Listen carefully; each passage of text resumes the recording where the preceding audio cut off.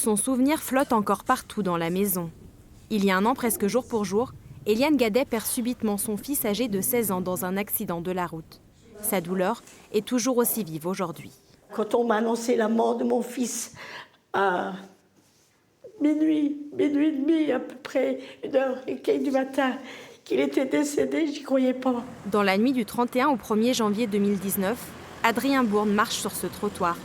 Un chauffeur conduisant sous l'emprise de l'alcool perd le contrôle de son véhicule, fonce à travers le rond-point et s'écrase contre l'enceinte du stade. Il fauche au passage le jeune Adrien, tous deux décèdent sur le coup. Un an plus tard, la blessure reste béante pour ses proches.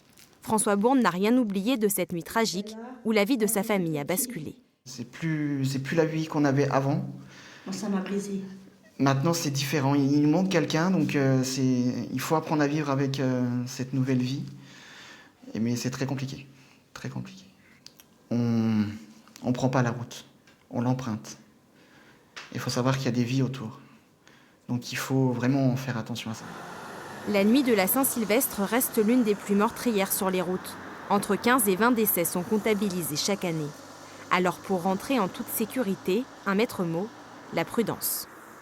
Plus que jamais, il s'agit de sensibiliser les gens à cet esprit qui doit changer. En fait, on peut faire la fête sans boire d'alcool. Et si on boit d'alcool, eh bien, il y a des décisions qui s'imposent, notamment pour ce qui concerne le retour. On peut effectivement faire la fête, mais si on boit de l'alcool, on ne peut pas conduire. Donc si on ne peut pas conduire, soit on reste sur place, soit on se fait raccompagner.